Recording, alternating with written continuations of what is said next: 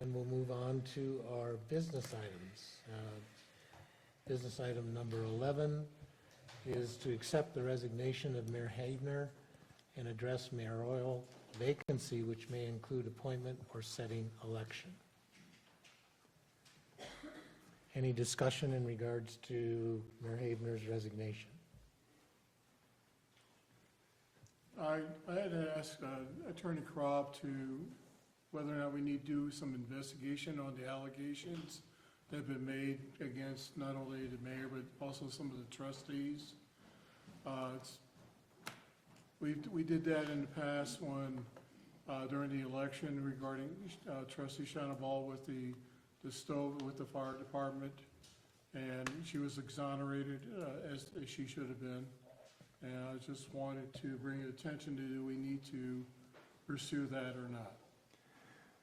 Well, I haven't really given any thought to whether you want to pursue it or not. I think I would recommend that since Mayor Havener has tendered her resignation, that you go ahead and take up the matter of accepting that resignation tonight and talk about how to fill that vacancy. And then if the board does want to take up a discussion on any investigations, that would probably be something we need to put on the agenda and have a board discussion on it.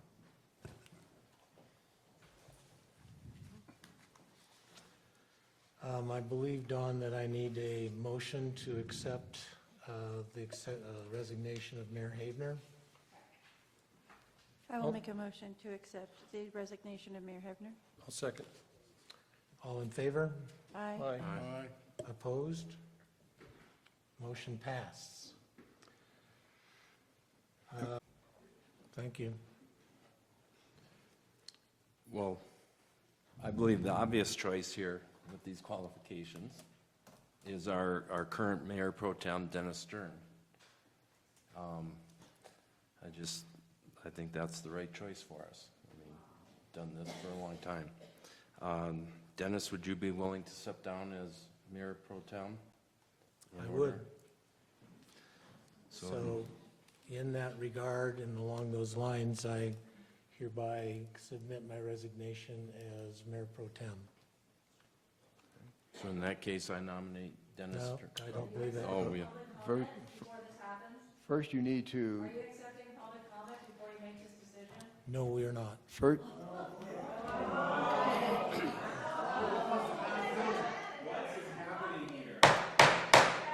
so first, you're not even to the point of making that decision. The first decision is whether to accept the Mayor Pro Tem's resignation.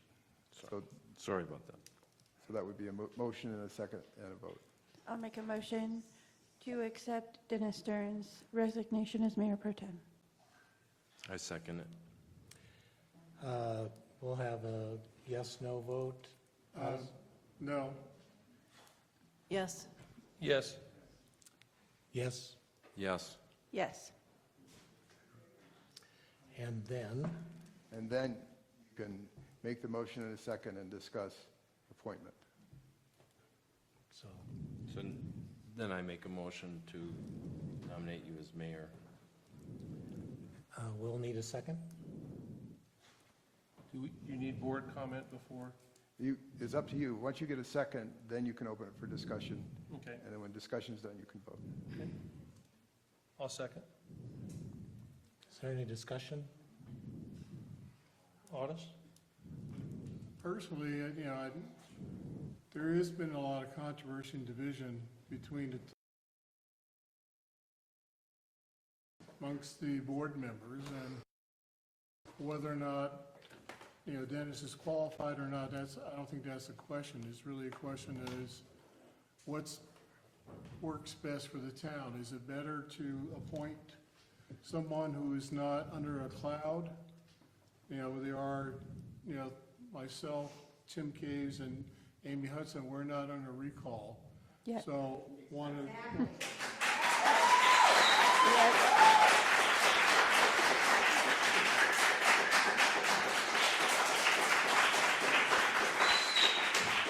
there's also the option to set aside and actually have people request to be appointed, whether they're a trustee or a citizen, or probably least desirable is actual special election along with the recall elections. And personally, I'd have rather have it open to not only trustees, but also citizens, and then have everybody have an opportunity to present their case, and then the board decide who gets to be the new mayor.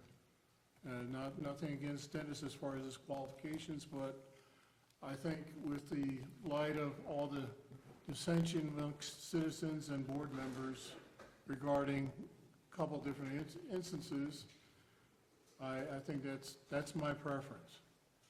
I think I would like to follow on the recommendation of our town attorney that suggested that we have somebody who has been involved in the situation, has been attending executive session meetings and town meetings and workshop meetings, and has a full understanding of what is up against us, especially with the annexation. There is a lot of information that is discussed in executive session that the public doesn't know about yet and will be informed of soon. But I think I would rather fall on our attorney's recommendation and go with somebody who is already well-informed and well-capable of handling the situation and bringing us through these trying times. My comment is that that the three may be under recall, but it's still up to a vote, and there's no guarantee that that vote will go through, that they will be recalled. Right now, they are elected Currently, I am official. still an elected official. Yep. I have not been recalled yet. And there are over 1,500 people who refuse to sign the petitions. So, the odds are pretty good.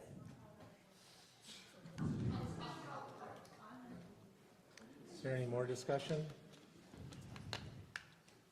We have a motion and a second. We'll have a roll call vote. Otto Schirka, no. Amy Hudson, yes. Kevin Dreher, yes. Dennis Stern, yes. Tim Caves, yes. Shana Ball, yes. What's next? I suppose the clerk should swear you in as the mayor. All right.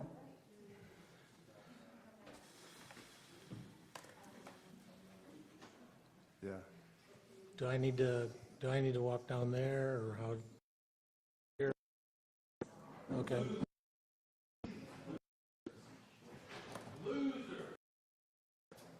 State your name again. My name is John Marble. And John, how long have you been a resident of Palmer Lake? Just under 2 years. And where do you live in Palmer Lake? 626 Academy Road. Academy Road.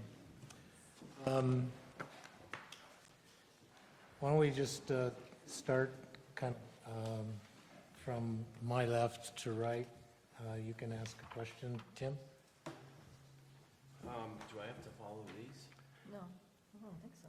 I don't think Because so. they already answered. Every applicant has to get the same questions. It would be, this was sent to you, and this was your guide for questions that have been used in the past. Guide for questions. If you want to ask it out of order, go ahead, you know. I think most of them Okay. answered. But we're not limited to these, correct, Don? No. Okay, thank you. I would just ask that you're consistent in what you ask for one as what you ask for all. So my question is, especially in today's world of what we're dealing with, is, there's all kinds of issues out there that the board deals with, that the board is not able to talk about. So can you come to, can you come before the people and listen to what's being done without having a preconceived notion? Yeah, absolutely. How would you handle that? Being unbiased isn't a problem. It's part of being a political anybody, really. I'm a political science major. I know what it takes to listen to people, hear them out on both sides, judge it, and make the right decision at the end of the day. How would you handle, do you understand what's going on in today's context of, Yes, absolutely. so without using any, how would you handle it today? How do you feel, you hear the board is not being transparent, Yeah. and yet, so what's your opinion on that?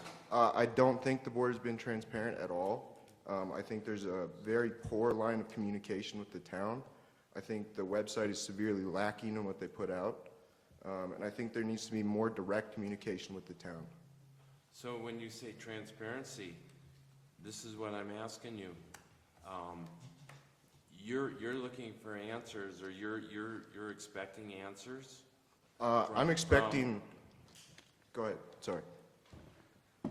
So you're saying we're not transparent, and what I'm saying is, what you don't understand is, we can't talk about things yet.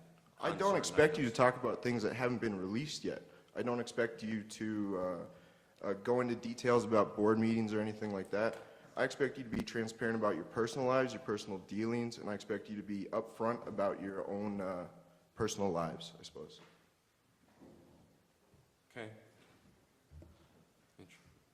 Good. Our question about our personal lives or personal lives as it relates to the town? Because there is a difference. Yeah, there is a difference. I would say personal lives as it relates to the town. I'm not expecting you to come out and say what you had for dinner last night. That's unbelievable. More business dealings, more interest, personal gain. I wonder whether your careers in the future would decide how you deal now. And I think that's something that needs to be disclosed and transparent and upfront about.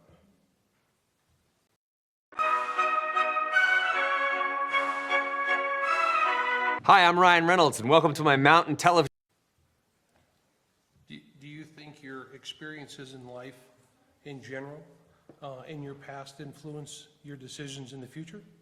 Absolutely. I mean, of course. The way you're raised, the people around you, the people who have taught you how to live. I think especially now I'm in a unique stage in my life where I kind of have to get your ducks in a row in a sense. So that's going to influence you in some capacity, but it shouldn't influence you in your decision making. More so like cultural values, personal discipline, stuff along that matter. Okay. Why do you want to be a trustee? I think somebody needs to do it, somebody who has the capacity to throw themselves at it, give their life up for it, and I think the town deserves better, and I believe I can be better. Okay. Can you tell me why you moved to Palmer Lake in the first place? My mom grew up here, Okay, so she wanted to move back, and we moved back. all right. So your mother lives here as well? Yeah, she moves here, well, at the same address. Okay. And you're currently going to school? I'm a senior at Metropolitan State University of Denver as a political science major with a philosophy minor. Okay. And talking about, revealing your personal life and all of that, from a business standpoint, what do you intend to do when you graduate? I want to be a politician. Mostly local politics is what I'm passionate about, especially since moving back here. I think there's a great need for people who care about the town, people who respect the town, and people who respect the community, and that isn't being shown. Do you think that there should be any kind of mental acuity test for people that want to step into the role of trustee in the town of Palmer Lake? Absolutely. Absolutely. How many board meetings have you attended 4 or 5, I believe. in the time that you've lived here? Correct. Yeah. Have they all been because of contentious issues or otherwise? Most of them been contentious issues. There was one I've been to that was just a run-of-the-mill town meeting, but most of them were contentious issues because that's what I care about, really. Have you been to any of the parks meetings or? No, I have not. Okay. Tell me 3 things in the master plan that you think are the most important. I couldn't name you anything in the master plan right now. I know generals, but going based off of exact word, I don't know anything. Okay. What is the meaning of quasi-judicial? Quasi-judicial, I couldn't give you a definition based on the dictionary. Okay. All right. Go ahead, Shana. Okay, so based on not giving a dictionary description, but tell me what you think quasi-judicial means. I would assume it's more like local judiciary, like state state laws, state regulations, or even more so, city regulations. So not in a court of law, but more so for a town. That'd be my guess. How do you think quasi-judicial rulings apply to this board as we communicate with citizens? I'll say this. I don't think me knowing the definition of quasi-judicial has anything to do with my values or what I bring to the table. If you want me to look up definitions all day for you, I can do that. I'm not asking you for a definition. I'm asking for you to explain to this board and the community what you know about quasi-judicial rulings or the rules. What are the rules and how do the I don't have rules the apply practical to experience this of board? that. I'm going to college right now. I haven't been to a lot of board meetings outside Palmer Lake. I don't have a lot of experience in local government. And again, I think it's a little silly that we're doing dictionary definitions of things that have nothing to do with anything that I could bring to the table. Okay, so explain what will it mean to you to be a trustee of the town in relation to citizens and the town organization? I love this town. I came here with no friends, basically no family, no connections. I didn't have a job when I moved here. This town has given me more than I could ever repay. I have friends, I have a community that values me. I have a home. This is the most gorgeous place on earth. And to be able to represent the majority of people who live here, the people who care about this town, that's an honor you can't put into words. That's something that is, you live your whole life for that. Okay, so in relation to the town administration and the board, and then all of the departments that follow underneath, can you explain to the board how those functions work together? There's a lot of cross-department work. Like the Parks Commission is going to have to work with the police and the fire, and that all becomes under the board's jurisdiction. You have to work with the attorneys, you have to look at the town's legislature, the state legislature. It's a lot of back and forth communication and following what's best for the town and also legal.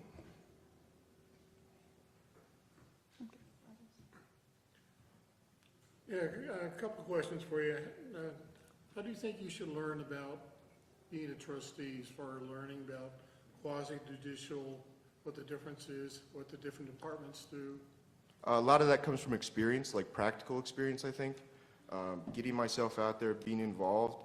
Realistically, I just haven't had the time to learn that by going to meetings, going to all that stuff.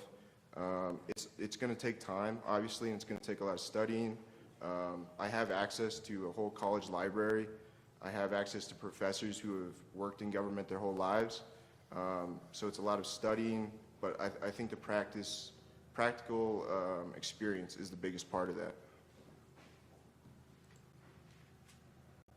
So on contentious issues, who would you go to kind of get some sense of what should be the right thing to do? I do my own research mostly. There's a couple people on both sides that I would look to for their opinion and then work from that. A lot of it is about getting yourself out there, knowing the plan, not from opinions, or not from buzzwords or what people want you to get fired up about. I spent a couple hours reading through the CRS a couple of nights ago, looking at town planning stuff. But it's about formulating your own opinion and seeing what's right for the town as it develops. With that, Hold on. I'm sorry, go ahead. Yeah, Artis. just one last question. You mentioned the master plan. I guess one of the things is, how do you see Palmer Lake 10 years from now? The way it's headed, not good. I think it's going to be overrun with a bunch of businesses that Palmer Lake doesn't need or want. I think it's going to be overrun with corporate nonsense. We're going to have more people that we don't want here. If we can fix that, great. If we can keep it as close to where we have a good tourist influx during the summer, good local businesses that we can support and throw our full weight behind, that's where I want it to be. But I don't see that happening in the next 10 years. How would you manage conflict with other board members? Realistically, it's all about making the best decision. So if we can have a civilized talk about it, if we can sit down, have it during the meetings or whatever, if I can talk face to face and come up with a plan that best supports the majority of people, whether that be making some sort of a resolution that's in the middle.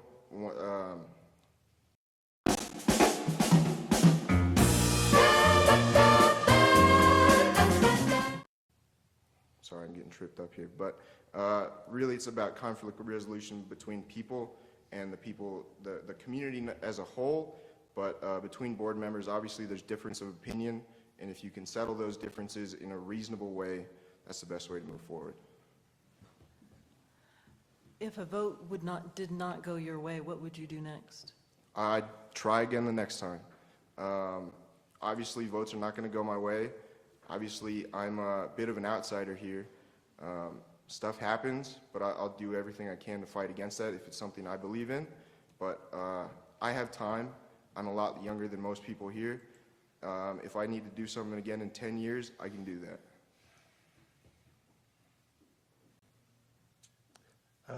You have stated a couple of times being a representative of the majority and so forth. So what happens, and unfortunately this happens, that when you are voting for or representing a minority opinion, which you believe is the best for the town, how are you going to handle that? Because you will get, as we all know, you get opposition when the majority Of course. doesn't agree with you. Really, it's about the best for the town. And if the majority of the people don't see that or don't really understand that, that's fine. But it's my duty to educate them, or at least try to have a civilized conversation about what my plan is or what my beliefs are. And that's going to be the case more oftentimes than not. I worked at the liquor store. I know basically everybody, although I won't say who I know. So I know basically what people's values are, what they believe in, what they want. And if they don't agree with me, that's fine. That's their opinion as well. Do you have anything else, gentlemen? Ladies, gentlemen? Please describe the relationship between the board and the citizens, between the board and town staff, and between the citizens and town staff, and what responsibilities, decisions lie with each group. Can you repeat that? Sure. Why don't you just break it in? Yeah, I will. if you Okay, broke so- it down, that would help me. So please describe the relationship between the board and the citizens. What responsibilities and decisions lie with each of these groups? The board and the citizens? Well, it's kind of like, you can't really break this up. Yeah, you can. Yeah, you can Okay, definitely break so- that down. And then All right. ask another one. With that, let's do it with that. Okay. What is the responsibility and the decisions of each between the board and the citizens? We'll start with the board and the citizens. So the board, their job is to represent the citizens in the interests of Palmer Lake as a town. Whether that be disagreeing with the citizens to make the decision that represents their best interest, which they might not understand. But I believe it is a very important duty of the board to be in close communication with the members of the community, to represent their interests, and to listen to what they have to say. The citizens, obviously, they have a voice. They can show up to town hall meetings. They can talk to the people around them. But if a vote goes one way, that's the vote. It's final. Okay, and then how about between the board and town staff? Obviously, there's a lot of communication there. I mentioned earlier about cross-communication between bodies. So whether that be the board communicating with the fire department, or the board communicating with the police department, or the parks department, or whoever, there needs to be interest and knowledge of what's going on to better make decisions that are good for the town, but also cost-effective, really just good for the town, I suppose. Could have ended it there. Okay, and then the last one is between the citizens and town staff. So between citizens and town staff, hopefully what I'd like to see is a lot of volunteer from the community working with those groups, whether that be working for the 4th of July fireworks, planning that, making sure it's safe, but also the town staff has to make those decisions that are for the interest of the community as well, whether that be something they disagree with or not.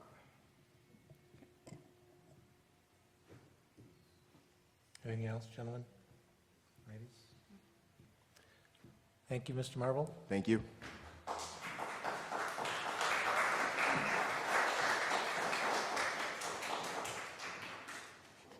Trustees, Mr. Mayor, citizens, town staff. I know you went through a series of questions, and I think it might be kind of hard to track back through all those questions. I wrote a statement, a little opening statement, and I think a lot of it's going to capture answers to your questions, and I'd like to read that, and then maybe you could follow up on anything that I don't hit or get answered for you, if that's okay. I know Marbles didn't get the same opportunity, but maybe my way of doing things might be a choice for you not to choose me, or maybe it is the way, but this is the way that I'd like to do it, and so if we're okay with that, I'll proceed. Works for me. Work for you, Otis? Go ahead. Good evening, my name is Alex Farr. I'm 38 years of age. My family settled here in 2004. I'm a graduate of Lewis Palmer, class 2005. My current occupation is a firefighter by trade. However, on December 22nd, 2024, I had an injury on the job, and in January, I went on a reconstructive surgery on my left knee, and so I'm going through PT in the process to get back into shape to then ride a fire truck again.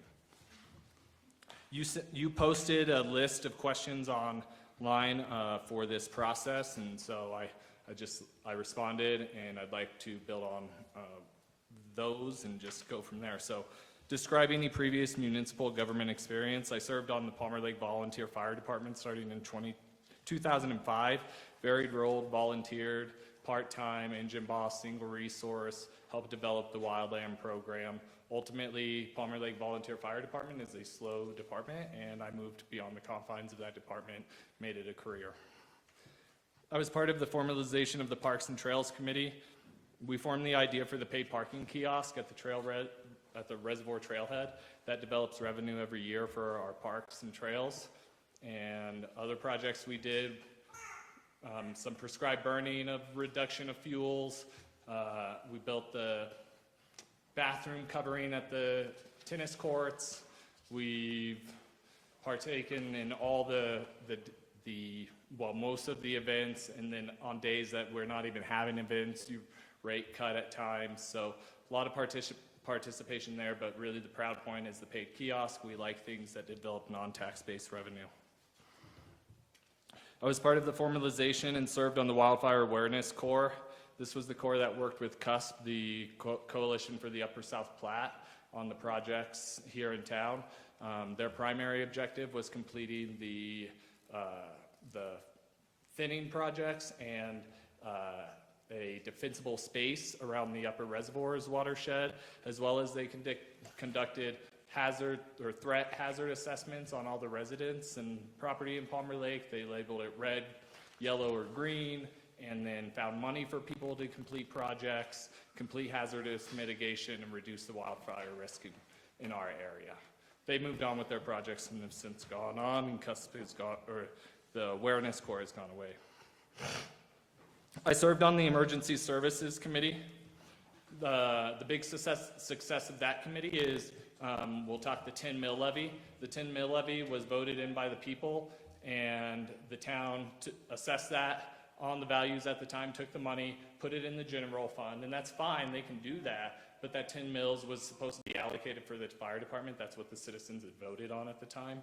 So the town has to manage their budget. It's a general fund, single line, but we can line itemize things. So the town was taking from that 10 mil and using it to fill their gaps where they needed. Well, so when the fire department came forth and said, hey, we need more money, and we're starting to scream for money, it was discovered that they're not getting the full 10 that they were originally allocated. The citizens said, let's give them that.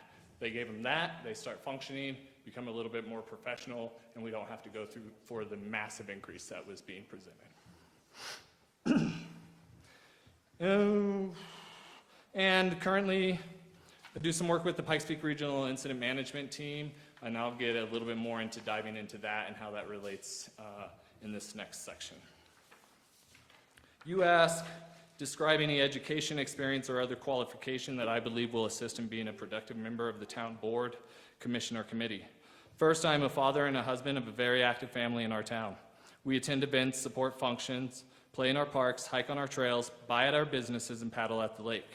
I've lived at 25 High Street, 524 Greeley Boulevard, 575 El Paso Road, 218 Corso Street, 100 Lovers Lane, 136 High Street, and now the home we built at 457 Virginia Avenue, where we are raising the next generation of Palmer Lake. I am invested, and my objective through collaboration is to ensure the safety and preservation of Palmer Lake. I'm trained and qualified in multiple levels of the incident management system and ICS. In my profession, we utilize its functions on a national level to manage complex incidents, all hazard emergencies such as, but not limited to, wildfires, weather events, transit accidents, hazmat, mass casualties. All the big things are managed by these systems. This experience will prove efficient and effective at the board level. I've served within this dynamic community for 20 years as an emergency services professional. I'm trained in and understand the risks posed by a wildland-urban interface town. I've defended the homes and the lives of residents affected by devastating wildfires. I've been a part of the town's operations. This is key. I understand the municipal services, their roles, and how the Board of Trustees hold the responsibility to provide within the scope necessary, at minimum, the standard. I understand the El Paso County systems, mutual aid in our area, call types, and volume of our services. I will utilize my career experience to make informed decisions on how we provide our services. Roads, parks, fire, EMS, and police, all services cater to our specific community needs. These services provided are funded on the backs of our citizens and by the businesses that choose to be here. This fact should be at the forefront of every vote. It'll be at the forefront of my votes. That's qualifications, experience, etc. Then you asked, describe your reasons for wanting to be involved with the town.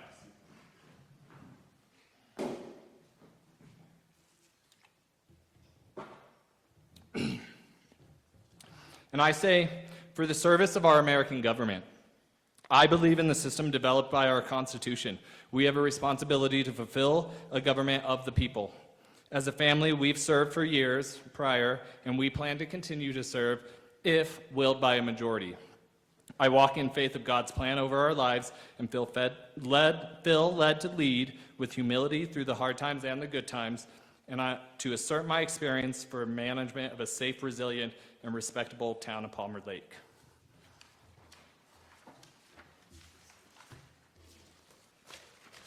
I yield. Thank you. Well, I have a question in regards to your service on emergency services. How do you feel like that's going to affect your availability for town business? So I applied, or I campaigned for the 24 election with a few others, and I was unable to participate due to my being gone in California on wildfire there. I did statements, released bios, things of that nature, but it is very important to be engaged with the town as much as possible. That was obvious to me. However, with my injury and with my recovery, I'm looking at a long time, and I've adjusted my lifestyle out of the 48-96, out of 80 days gone, a year on fire, and I'm home. And that's what I'm doing. So I'm home recovering.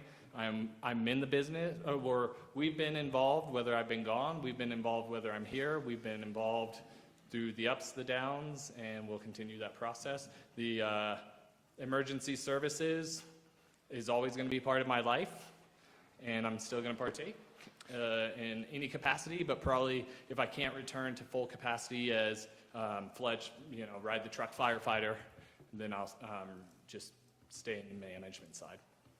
So how long do you think your recovery is going to be? Well, without getting into too much of my medical Don't issues, get into the weeds. The recovery is, it happened December. I underwent surgery in January, and they're asking me to do another surgery, and so we're still working through PT. We're working through these things. I'm just on the recovery. I could never return, potentially. Okay. I could be medically retired. We'll start with Otis this time. Same question, where do you see Palmer Lake in 10 years? 10 years? More money, right? So we've got a wild market right now on assessed values, and we don't know what that's going to look. We've got things happening in the federal government that are very, they're going to make huge impacts. We've got things on the state level that are always going to make impacts. So we're going to stick to trying to meet the master plan that's been developed, and we're going to try to meet the objectives of that master plan. That's where the town needs to be looking towards heading. Same question again, how do you feel, what's the best way for you to learn to be a trustee and all their duties and responsibilities? Yeah, partaking in these meetings, partaking in the process has been huge. Jessica, my wife, sat on the board for the prior 4 years. I ran for the mayor in 2016, I believe that was, and then ran again last year I've been a part of these processes. I've been on committees. I understand the parliamentary procedures. This is our American government. This is what we're supposed to do. And the same question again, who do you listen to, make decisions? You listen to the constituents that voted you in. You listen to the public, you listen to your heart, you listen to what you feel is right. You base your experience and the love of your town that you have to make the decisions. Hoping and praying that you're representing the general will at large. And if you're not, generally they'll let you know. Those are my 3. And then sometimes you piss off the right people and you might be doing the right thing. You're going to piss off somebody. I might be doing the right thing. Yeah, well, I might not. You might be. I'm just telling you, you're going to piss somebody off. It's an appointed position. I feel like this position is a good place to come in and try to mediate a healing at the time in this town and try to maybe bring that balance. Who knows? But it's definitely, we've got no idea. We're just going through the process, and Marvel is willing enough to jump up here and go in. Liz, right? So we've got a whole recall going on, and we've got 3 current people applying to fill one position right now. We might very well face some serious shortages in our board if only 3 people come to fill the next positions. Grammarly now uses AI to help you write, not just revise.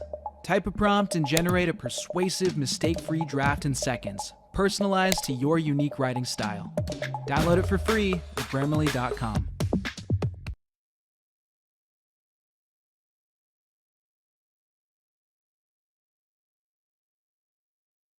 Should a recall happen? So I'm going to give you the same question, Alex, and I've worked with you on a number of committees in the past, so I think you probably know the answer. How does judicial laws, quasi-judicial laws apply to the board? And do you understand how that applies? I think my understanding, and I could have cheated and read you up the definition, my initial, and I can't say that I know right off the top of my head, but my initial thought process is this is the town's kind of bylaws, and what we've got in the town set forth in our ordinances and resolutions and amendments, that's town against the judicial at large. So it's a blend, if you will, and you've got to try to find, I think you just, like with most legal, you just have to assess against this versus this. How does this relate to where we're at, and how does this relate to the larger judicial system? I have this question, and Mr. Marble, if you want to come back up and answer this, I will give you the opportunity to do that. But my question is, if there's ever a time where you can see that citizens have a passion for a certain situation and they expect the board to vote in another way, but state laws, state statutes, and judicial rules mandate that you must vote a certain way just based off the general rules and laws, how would you handle that? I believe the board doesn't have a right to violate people's rights just because you're a board. And so but what that's if why there's that's a state there, law right? That says, you can't impose a law just specifically against or to do something to restrict it, right? If they're open to the ability to annexation a property in or around Palmer Lake, any property, then they have the right to do so. So you believe that those laws apply to all citizens, those rights apply to all Absolutely, citizens? because not just some? if we're looking at one annexation and then somebody on the other end of the town wants to say, hey, looks good to me, fire department's gonna start making some money, things are gonna start happening, I'd like to do that, they should have the same right to do that. And I'll give you another question that I also gave is, please describe the relationship between the board and the citizens, and what are their responsibilities? Yeah, so you are the people elected by the board, we the people, you are them, and hopefully there's enough of their votes to pick each one of you individually so that you can have a nice varied opinion, have different opinions, different objections, different life experiences, everything based on where you come from. So they elect you to represent them, the people of the town. Okay, and what's the relationship between the board and the town staff and those responsibilities and decisions? So then the board sets forth the expectations of what they believe is right of their board and their administration, and it's the town staff's job to execute the will of the board. Okay, and what's the relationship between citizens and town staff and those responsibilities? Citizens have to understand that the town staff work for the board and that they are trying to fulfill the will of the board, and they have their checks and balances. They have things that they need to do to effectively run the business of the town. And so at times there's conflict, but in most cases I think there can be healthy conflict. We can resolve it, we can bring it back to the board like we do already, and then if the town administration is lost or not clear and doesn't understand or wants to meet the will of the people, well then they'll come back to the board and they'll say, give me direction. Thank you. So I'll ask my same question to you. What are the three most important things in the master plan? I think we've got to figure out what's going on with the lake. There's a soccer field that's set to go in over there. There's a whole bunch of stuff going on over there, but we can't even maintain what we currently have going on at the lake. So looking at the lake, that is our namesake. That's why people are coming. That's the restaurant. I don't know if anybody remember, the restaurant saved our lake, the restaurant group, and now we're losing the restaurants. Maybe it's time for Palmer Lake to save the restaurants. And, three things, sorry. So the lake, I think the sidewalks in the downtown area would be big in making downtown more accessible and pleasant to walk through and open up kind of pedestrian walkways through there. I know there's part of that master plan.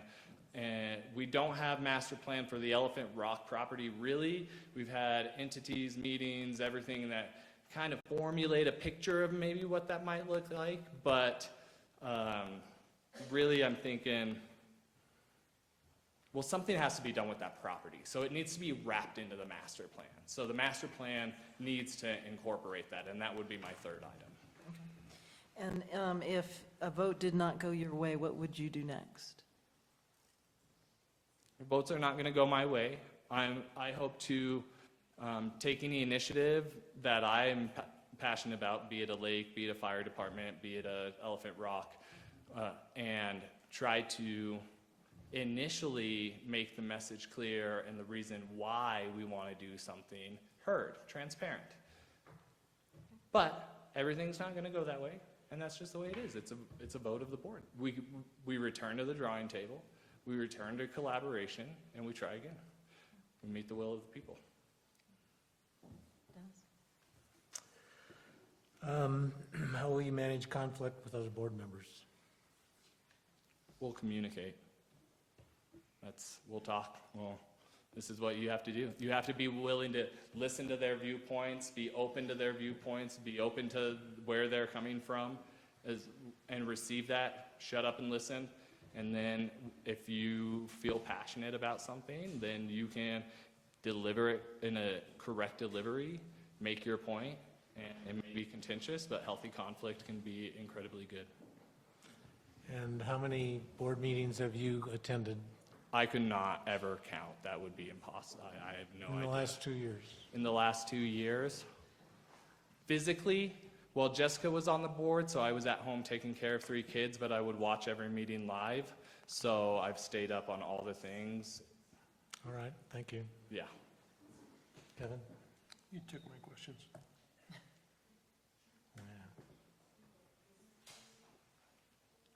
Alex, I have one quick question. I didn't ask Mr. Marlowe. You're super passionate about what you do.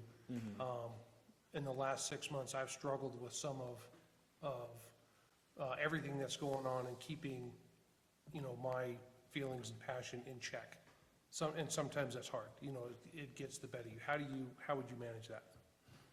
Yeah, I think just over time and being exposed to all the processes and taking the courage to get up here and do the right thing and taking the courage to step up at times when you're unsure or you're not sure how things are going to go, and standing in the pocket and holding true to yourself, you just build confidence and you build the ability over time to really communicate with people and to make your point heard and to communicate clearly. And so everything's a learning process. I didn't get to sit on the boards the last 4 years. I got to see my wife really grow into her position, and I think about 2 years in, she really started hitting the nail on the head and really starting getting some steam rolling, and I think it takes a time process for that to come about. Okay. But foundationally, I think I'm starting off at a healthy place. Anything else? No. Mr. Caves? How would you manage a decision that the public opposes? Well, we're going back to semi-judicial, so or quasi-judicial. So we've got to see what's being presented. What is the vote? Where is the legalities of the vote? And how we assess that against what the town wants. That's just every decision. So if the town opposes a vote and I feel passionate about it, I wish to communicate. I think that the board was a little half right and a little half wrong on limiting communication at times with what was put. I understand the process. We need to get some business done, and if we just opened it up all the time, that could be hazardous. But I appreciate when people have the courage to come forth at an actual board meeting and present their cases and their thoughts and take the time to do that rather than from behind a keyboard. And so I feel like some engagement with them and opening it up, but like sometimes Otis does, and he can express, why or why not he's voting a certain way so the people who elected him understand why or why not he's supporting something. I feel like that's completely acceptable. So I think just having moments like that where you can voice why you might vote for something or why not you might vote for something. I'm not talking about major interaction with the crowd, but I still think that's a good way to conduct business. Thank you. Anything else? I'm good. Kevin? No, sir. Ladies? Alice? I'm good. Thank you, Alex. Thank you.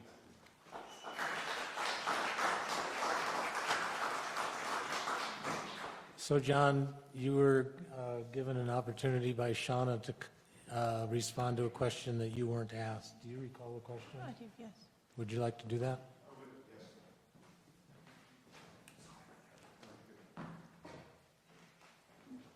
If you wouldn't mind just restating the question, though. Trying to think of how I think you wanted to give him a chance to read his statement. Well, that you no, put in. No, it was in relation to, for the quasi-judicial, this is kind of stepping to something sideways, is any time that there is, you have a strong community or a group of people that are for something, but there are state laws involving how we have to make that decision, how would you, as a trustee, handle that situation? Could you repeat that? Sure, so anytime. Lost me. There are situations where we'll take, Alex used the annexation as the example, and it's a very good one, because it's very controversial, and it's something that we're currently dealing with, where there's a group of people that feel one way, there's another group of people that feel another way, but there's also statutory laws that we as a board must follow. Regardless of whether citizens like it or not, we still have to follow those state laws. We are required by them. How would you handle that with the public? A lot of it goes back to my strong opinions on transparency. I think if there is a large majority of people or a large group of people even that disagree with what the state mandate says or what you're required to do, it's your job to educate them, or it's your job to at least inform them of what's going on, and as is your duties. If there's something you can't physically do, then you should say that. You should organize meetings. You should hold events to say, hey, this is what's going on. This is what I can and can't do. Sorry if you don't like it, but that's your job as a board member, I think. Okay, thank you. And I did ask Mr. Farr about keeping emotions in check. So if you want to answer that, you're welcome to. How do you do that? Obviously, emotions are a little, something I'm working on. I'll say that. God is very important to me. I go to Little Log Church over there. He and the people at the church have been very important in finding my own self-discipline, self-values. And it's hard. Obviously, there's going to be opinions, there's going to be emotions, especially in a fight that has two sides like that. It's a psychological fact that tensions are going to be higher. But if you can stick to your self-discipline, stick to God, it's easier to walk that calm river, if you want to call it that. Okay, thank you. Thank you. So that's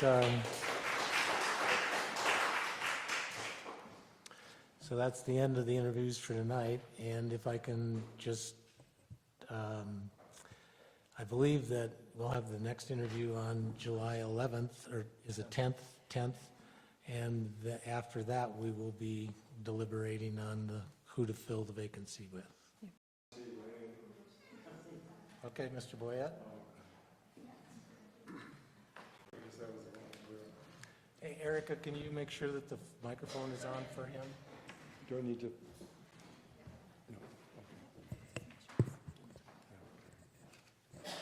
So the way, I don't know if you saw it online or were here the last time, but each one of the trustees will ask you some questions, okay? Does he want to introduce himself? Yes, please introduce yourself first. If you have a statement that you want to make, you can go ahead and do that at this time as well. You know, I didn't prepare a statement. I just decided at the last minute to put in an application. So, Okay. but I thought I had some background that would help the town, and That's very good. I wanted to share that. Yeah, I go worked ahead. in water utilities for about 46 years. Can you speak up just a little bit? I've worked in water utilities for about 46 years, so I have a good idea of what's involved with water and wastewater. That's good. All right. And I am a member of the sanitation board. Here in Palmer Lake? In Palmer Lake, yes. Yeah. Erica, do I understand correctly, if he is the one that's appointed, he would have to resign the water board or not? And I'm fine with that. Yeah, I would consult with our town attorney to give direction on that unless Dawn knows off the top of her head. It's not an entity of the town, so I'm not aware that he would have to resign Okay, from that all board. right, Can just serve in checking. another capacity, as a number of you serve in various capacities. Okay. All right. Shana, you want to start? Certainly. Hi, Sean. I just have I'm basically going to ask you some of the same questions that I asked the other two candidates when they were here. So first one I'm going to ask you is, do you understand what the quasi-judicial law is that applies to the town that we must follow? I think that everything that's discussed in executive session is privileged. We have an obligation to not talk about things that are discussed. As officers of town, we have that responsibility. Thank you. And then I have two more questions. One I'm going to get to you in three different parts. First is, please describe the relationship between the Board of Trustees and the citizens. The Board of Trustees represent the citizens, not just one or two citizens, but all of the citizens. So if one does something to impact anyone, you have to consider everyone. Right. How about that relationship between the Board of Trustees and the town staff? How do you think that relationship works? Well, I work for municipal governance a long time. The Board of Trustees sets direction, decides what we're going to do, and the town staff is independent. They work for us, but not for us, if you know what I mean. Right. We're not able to go and give direction to the town staff. There's another process for that. Great. And then finally, what is the relationship between the citizens of Palmer Lake and the town staff? How do you think that relationship works? Well, the town staff serves the citizens of Palmer Lake. Generally, they're the first people that you contact if there's a problem, or if you need something, or anything like that. Great. All right, so my last question is, identify your three most important things in the community master plan and explain what those things mean to you. I'm sorry if I stole your question. You did. I'm so sorry. I just realized I stole it. I'd like to warm up to the master plan. Okay. What I think is that we do have a direction for the town, but it's a living document. It's something that can change, it can be updated, can be worked depending on the circumstances. And I mean, if you plan to do something and then there are roadblocks, you've got to have the flexibility to work around that and move forward. And I know this is going to hurt me, but I haven't read the master plan, so like I said, just beginning. You have plenty of opportunities to do so. Yes, yes. Okay, thank you. So if you were on the board and we had to vote on something and the vote didn't go your way, how would you proceed after that? Well, it's democracy. If it's majority rules. You just got to take it and move on. Okay. And when the board makes a decision, then as a board, then you'd have to support that and work towards that goal. Thank you.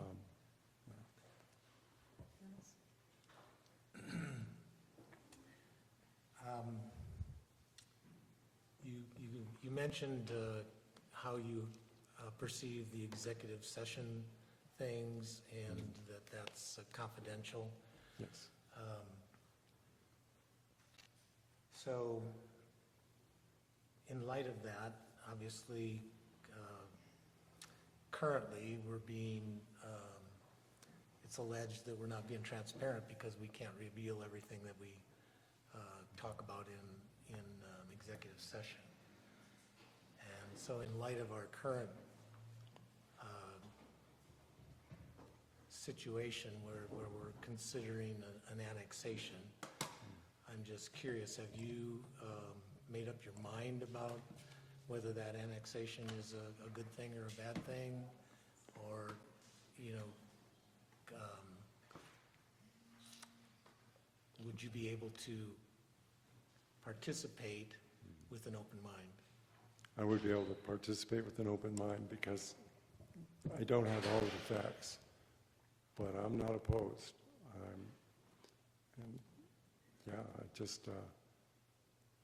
I know some of the challenges that face us.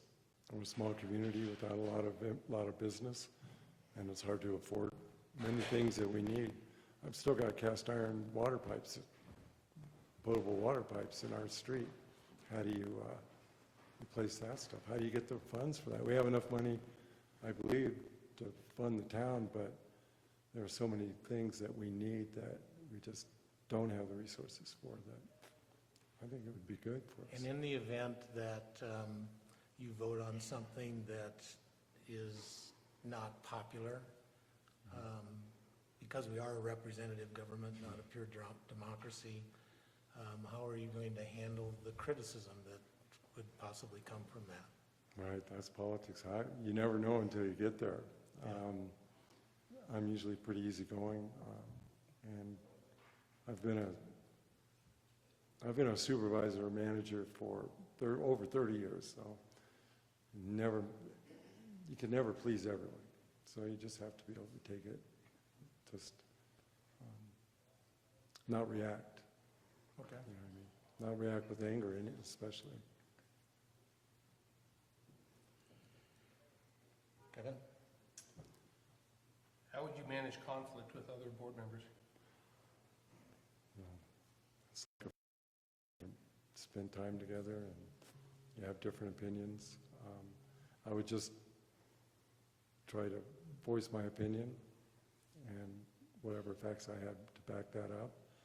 And you can't always agree about everything. Just have to let it go and rely on the democratic process that how everyone votes. Okay. How many board meetings have you been to the last couple of years? I've been a number online, but I haven't been involved with the town board. Okay. And this is one thing that I've worked on in the 2.5 years I've been doing this. How do you keep your emotions in check when you've got a hot item? Bite my tongue. Just, it's hard. Sometimes it's hard, but I'm slow to anger, so someone really have to be trying to make me angry. But then you have to let that go too.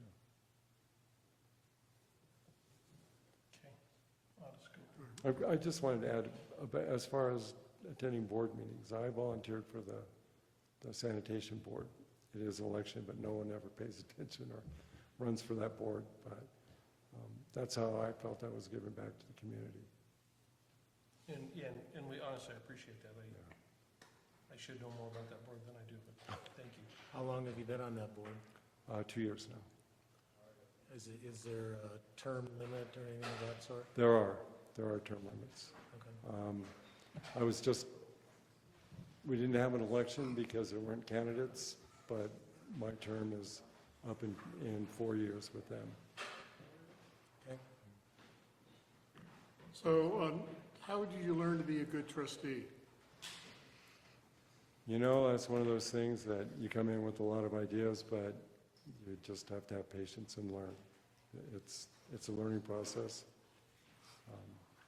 So how do you see the town of Palmer Lake in 10 years? You know, how do you balance between the master plan vision and development encroaching on the town?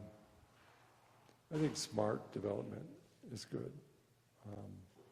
As far as encroaching on the town, I've seen a number of things, for instance, the Dollar General Store issue and how that was pretty much quashed. And it was a citizen effort, but it was a lot of citizens, not just a handful. So what do you consider smart development, just out of curiosity? I don't know.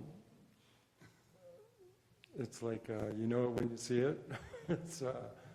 I just have to explore what options, because they come to the board and they ask for our support or our backing. So You can't speak to any individual thing now without all the information, without all the facts. So that kind of leads to the next question is, who do you go to when an issue comes up to get the information you want? I read a lot, and I do read a lot. There are a lot of sources out there. If you looked at my phone, you'd see in the last week 100 different sites I visited. Just pay attention. Talk to neighbors, talk to, It kind of leads to, the question before about, relationship with the town staff, the citizens, and also your fellow board members. I think Right, Yeah, they're also good resources as well. right. And I think that's what I meant by experiences, working with everyone and forming opinions. You can't have an opinion until you have the facts for any given issue. Okay. That's all my three. One quick question. You lived in Palmer Lake 6.5 years. What brought you to Palmer, what brought you to Palmer Lake? A girl. A girl. Sorry. You still have her? Yes. I'm still here, yeah. That doesn't always work out, so. I know. Well, I guess I should say woman, but, you know. We get it. That's not what I expected, but I appreciate it. Well, I've lived in Colorado since 1979. Okay. I moved here in 1979 when I was 23. I got a city job and just kept it, never left. And where did you move from to Palmer Lake? I was a military kid. Well, I was in the service. I was in California. Okay, so from California, you moved to Palmer Lake. All right, thank you for your Before service. anybody says, "Oh, you Californian," that's all right. I've lived here longer than a lot of people I know have been alive. So. Yep. Are there any other questions? No, I'm good. Thank you, sir. Thank you for your time. Thank you. Thank you.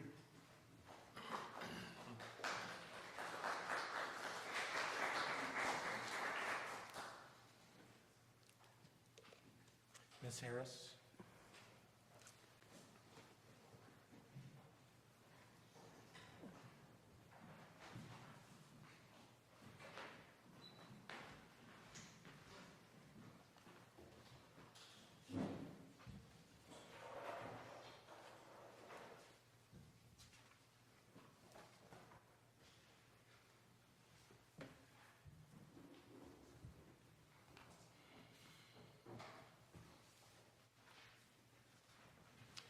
Please introduce yourself, and if you have a statement. Yep.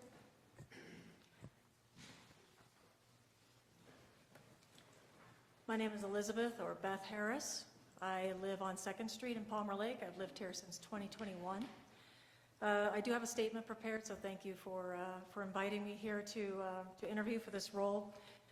Also, thanks for flexibility and scheduling for this evening as opposed to last 2 weeks ago. I couldn't have made it. Also wish to thank the engaged citizens who are here this evening in person as well as those who are online, so thank you so much for joining. First, I just wanted to share a little bit about my qualifications. Some of this may be familiar to some of the Board of Trustees members and Mr. Mayor because it was in my application packet, but for the benefit of folks who may not have seen it, I'll just reiterate some of it.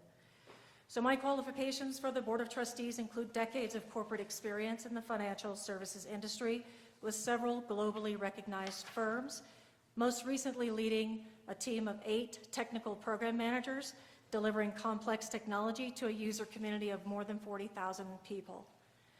This firm has a 2024 EBITDA, so earnings before interest, taxes, depreciation, amortization, of $18 billion, and my particular unit has a $50 million annual budget. Previous experience includes technical program management of a cryptocurrency startup and merger and acquisition projects with worth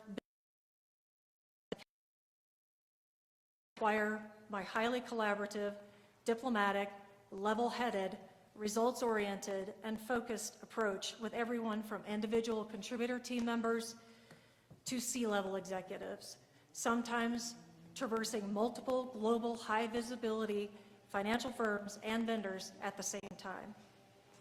Of particular note relative to this role is the complex, highly regulated nature of the financial services industry that I've worked in for many decades now. In addition to my corporate experience, I have organized community-based events and teams, the most recent example of which is my grassroots political effort for the town in collaboration with citizens of the Tri-Lakes region, an area comprised of more than 20,000. I contributed social media skills to the festival on the 4th in 2022. I've also shared my leadership, collaboration, organizational and technology skills to the Festival of Nations in St. Louis when I lived there, in the public relations and marketing capacity. And I also mobilize neighborhood organizations in St. Louis for events such as National Night Out and Operation Brightside. An equally important qualification is my deep fondness and gratitude for all that makes Palmer Lake special. Its small town spirit, magnificent natural surroundings, beautiful trails, wildlife, and distinctive restaurants, businesses, and events. I've been proud to take part in traditions like the Festival on the 4th, the 0.5K, and the Yule log hunt. I especially value the town's strong connection to nature, such as the lake itself and area hiking trails. Also, there is simply no other town in the world where you have a 457-foot lighted star on a mountainside. A final qualification is my desire to serve as a trustee, allowing me to express my affinity and regard for Palmer Lake by serving the town and its people. So in summary, my leadership skills, collaborative style, ability to function in a complex organizational and regulatory structure, temperament and focused approach are skills and attributes I would gladly share with the town of Palmer Lake in the trustee role. What questions do you have? We'll start with the same Start with me? Same series. sequence as we did before. Sure. All right, so Beth, I'm going to pretty much give you the same questions as I give everybody else to keep it fair. So we'll start with the first one. Do you understand what the quasi-judicial law is and how it applies to this board? So a quasi-judicial body is one that typically applies laws that already exist. This body has some semblance to a court of law, but it can also hold hearings, issue rulings or decisions, resolve disputes, often within a particular zoning area like zoning, licensing, or regulatory compliance. For example, the Board of Adjustments is a quasi-judicial body in the town of Palmer Lake. Okay, thank you. And then, so again, I'm going to ask another question in 3 different parts. The first is, please describe the relationship between the Board of Trustees and the citizens. The Board of Trustees is in service to and represents the citizens of Palmer Lake. Okay, and then the citizens are between the board and the town staff.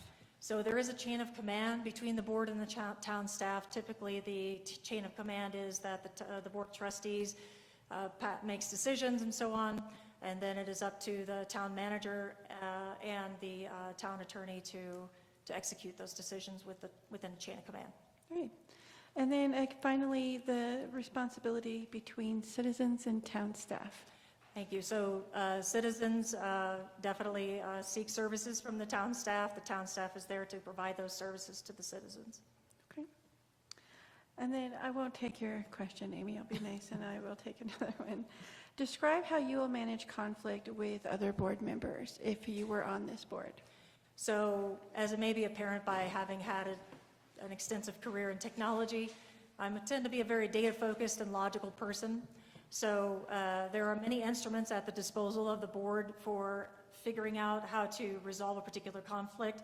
So we have the statutes of the state of Colorado that we can refer to, first and foremost, to guide us on how we operate or manage the town and its decisions. We have the town's municipal code. We have the guiding light of the town's master plan. And we also, in addition to those data points, can use the voice of the people to inform decisions. So I tend to be very data focused and very logical when I make a decision in private or like personally, individually, or in collaboration with team members. Okay, thank you. Mm-hmm. So to you, what are the 3 most important things in the master plan? So actually, I have kind of an interesting answer to that. So I reviewed the master plan, and speaking of data, I mean, this is the master plan. It's about 140 pages or something like that, give or take. And there's just an abundance of data in this master plan. I mean, the town really should pat itself on the back for spending the time and the money, and I know dozens of people spent many hours collecting this information, and it's just a treasure trove of data. I happen to agree with this chart right here. I think it says it's on page 6 inside, but I know it's a little bit farther in because of the table of contents. But I happen to agree with that data. So there's really 4 items I'll just call out that are at the top of mind of citizens as well as myself that came out of the master plan. So preserving natural beauty, a small town atmosphere, access to outdoor activities, and safety and security. And on that last point, I personally consider that infrastructure and the sort of the maintenance and upkeep of our infrastructure, as well as adding new, is falls within that safety and security realm. Great. And if you were on the board and the vote did not go your way, how would you proceed? So I feel like if the board did its due diligence in evaluating the data points and looking at all the facets of the decision, taking public input and using that to inform their decision, as well as input from other town entities where applicable, I feel like if the board did its due diligence and it still felt strongly as a majority that vote didn't need to go that way, then I would have to support that result. Thank you.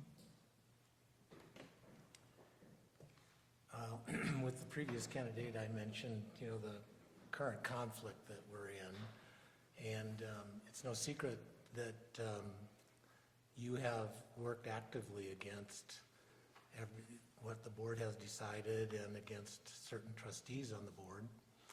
So I'm curious how you can, so it would seem to me that you've already made up your mind about the annexation, as long as I'm talking about it.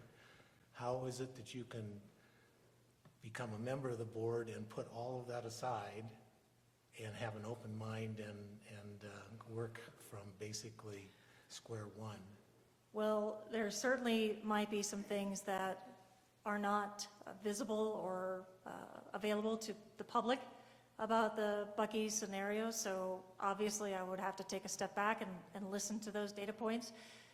So I mean, I'm open to hearing anything new that I don't already know to help inform that decision. If there's anything else statutorily that I don't know about, because I've never been through the Colorado Municipal League training like I presume all of you have. So if there's something I'm missing statutorily that I need to be paying attention to or in the code, then, by all means, I look to the board's, the experience of the board members to enlighten me on those as well.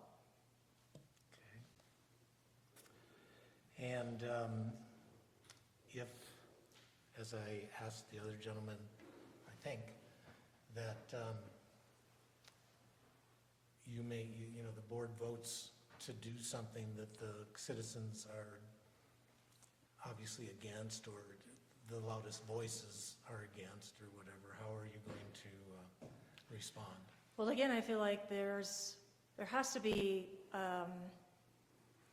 a clear data point or points that give the reasoning for that type of vote for the public. I have certainly faced my share of blowback from the public on the Buc-ee's topic, for an example, as well as the recall topic. So, I'm certainly accustomed to receiving some negative feedback from the public as well as positive. But at the end of the day, we have to look at the data and let the data help guide us, as well as, and when I say data, I mean that in the broadest sense. I'm talking about public opinion informing us, statutes, whatever the instruments are that we need to use to inform our decisions. If we cannot show a justification for our decisions based in data that makes it clear to the public why we're doing it, even if they don't totally agree with it or not agree with it at all, then we probably should reconsider whether we should be making a decision in that direction. Forgive me, but restate that. I think I just heard you say, even if the board makes a decision based on all of the data and everything that is brought in and statute and everything, but the public still disagrees that we should reconsider? Is that what I just heard you say? I think it depends on the scenario. So for an example, most people don't like taxes. So let's say you have a scenario where there's no other choice than to raise revenue for a particular, say, infrastructural project, but to use a tax levy or something like that.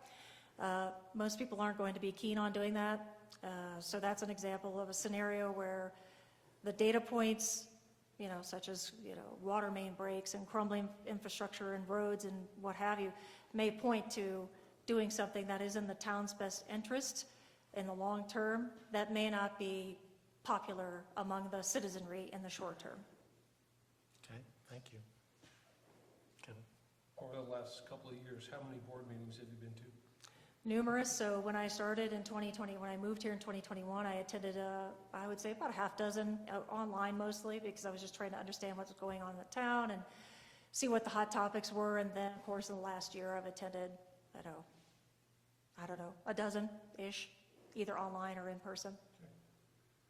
You talked about your grassroots effort and the recall. How would you deal with any preconceived notions about board members? Again, I go to the data.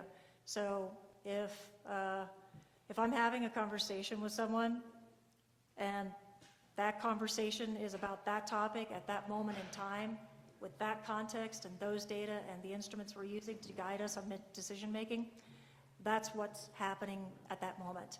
It doesn't matter really what's happened in the past, and it doesn't matter. I don't want to say I don't say that flippantly. What I mean to say is the focus is on the decision at that moment in time and all the data to support that decision, as opposed to past or future things. I'm thinking more of working together as a team, collaborative efforts, working through disagreements. Data doesn't necessarily support how I might have a conversation with Shana. Shana and I have had conversations where we've had to hang up and come back to it. Mm-hmm. Data doesn't necessarily drive that type of conversation. So if you have a preconceived notion about myself or anybody else on the board, data doesn't drive how you're going to work through that relationship. So I think you're kind of alluding, what I think I'm hearing in your question or your statement is that you're alluding to trying to avoid maybe an emotionally based decision-making process as opposed to a more logically based decision-making process. Is that what you're getting to? No, a lot of it comes down to just communication. Phone conversations, but Otis and I have talked before about different things. I have had a conversation with every person here. Sure. A lot of that, again, isn't driven necessarily by data. It's just a conversation. And so if you have a preconceived notion about a board member, I'm assuming you may or may not because of the recall effort. Just wondering how you work through that. Well, I can answer that by telling you I work with, as I mentioned before, everybody from an individual contributor level to a C-suite executive, sometimes speaking with the CEO of the firm I work for on occasion. So there's certainly a persona that person exudes, but then it turns out in a face-to-face conversation or a one-on-one conversation, if it's a different scenario. So I guess my bottom line is I'll do my best. I tend to listen to the content of what people have to say as opposed to say their emotions or thinking about past history and so on that might have happened with a particular person, as opposed to bringing some kind of preconceived, as you said, notion into the conversation. Okay. And then my last question is, what brought you? You've been here 4 years. Mm-hmm. What brought you to Palmer Lake? All the things I mentioned at the beginning, which is nature. I also do wildlife photography as a side gig, and one of the key attributes of this area was that it has a high value, according to the town's master plan, on retaining that natural beauty of our area and wildlife habitat, and supporting, making decisions to support that. So that was a key motive to move here. Thank you. Mm-hmm. Hope you don't mind, I'm going to throw you a little curveball. I saw in your application you talked about you did some previous municipal government experience in the city of St. Louis. Correct. Can you talk about that a little bit? I wouldn't call that governing. I would call that like events, so much like a festival on the 4th. Instead of festival on the 4th, think about something called the Festival of Nations. So Festival of Nations in St. Louis is an international festival celebrating a diverse group of folks that call St. Louis home. There are many, many different communities. There's Haitians, Bosnians, many Bosnians displaced from the 80s and 90s live there. It's a massive community. of course, all colors on the race spectrum, just celebrates diversity and especially international diversity. Yeah, because I originally thought it was the Festival of the Fourth here in Palmer Lake, so Yeah, I apologize. I did also do social media in 2022 for the festival on the 4th. Okay. So back to my original three questions, to be fair. How would you learn to be a good trustee? So I alluded a moment ago to the Colorado Municipal League, so of course I would take the necessary training that the CML offers. I've already started reading all 611 or so pages of the Colorado Revised Statute, Title 31. I am a kinesthetic learner, meaning hands-on, so certainly I would learn by doing, as well as the municipal, read the town's municipal code in more detail. I already know the master plan pretty well, but of course I can't cite it chapter and verse, so I've obviously referred to that. And of course, last but not least, rely upon the experiences of fellow board of trustees, as well as other town, staff members, such as the administrator and the lawyer, and the other departments and entities in town. So you alluded to the master plan and you quoted some lines out of it. So how do you balance that against development? I mean, kind of like, where do you see Palmer Lake in 10 years? So the master plan actually alludes to the concept of development and how there are many revenue opportunities the master plan lays out that the town could pursue. I won't go into those because I don't have it. I can't cite it chapter and verse yet, but I can definitely tell you there's, you probably know better than I do, there's quite a bit of revenue opportunities listed in there.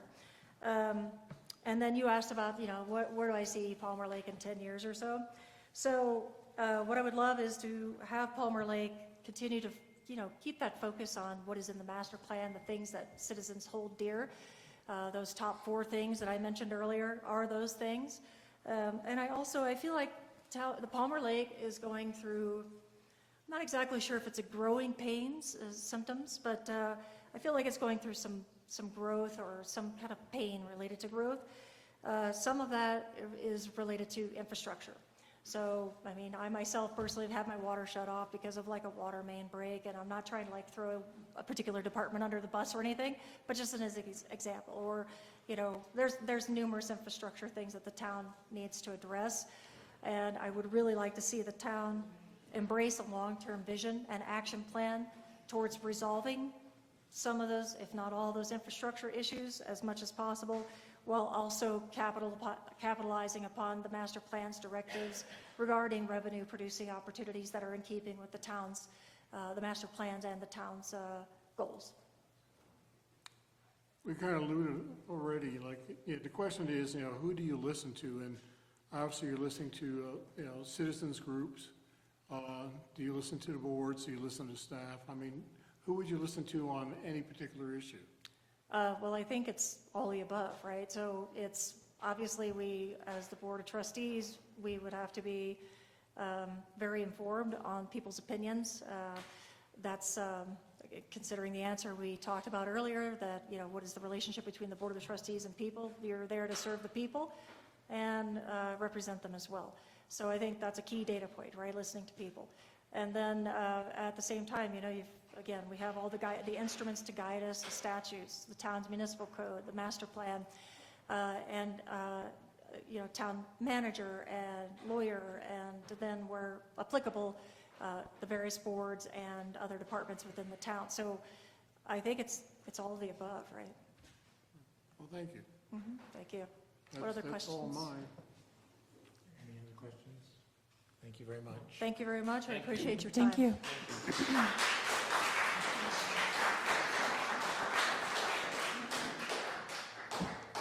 So there's,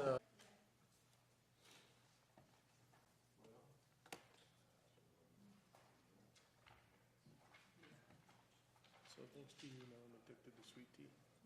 It's not real sweet. It's not real sweet tea? Well, it's not real sugar. Okay, so the fake sweet tea. Some of them are really good. That's actually Kent's. Yeah, I don't drink a lot of tea. I'm on bad out, I don't like iced tea. Mm. I can do the hot tea, but I just don't like iced tea. the sweet tea because I'll drink if I make a gallon, I'm gonna drink the whole thing. That's why I don't eat sweets in the house. My family has a earlier problem. So I went to Social 104.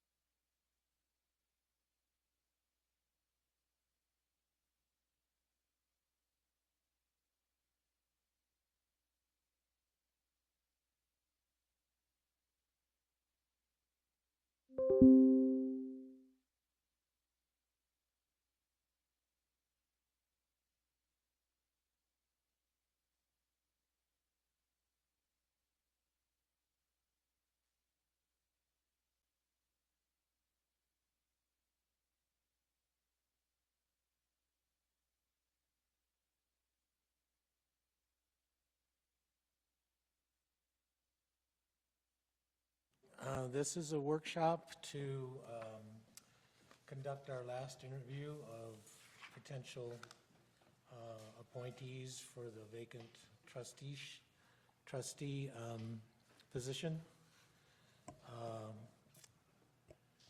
I'll do a roll call.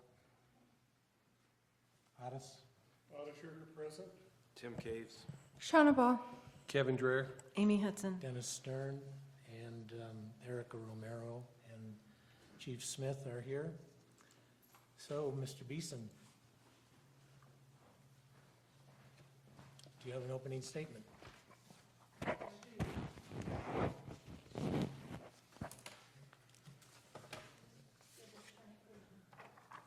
Don't hold it down, just tap it. There we go.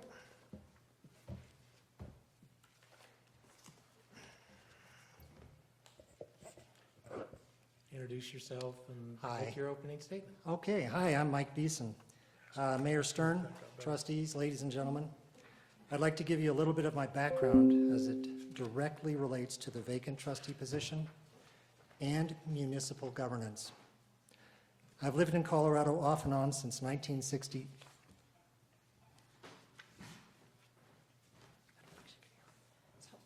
Yeah, go ahead. Sorry.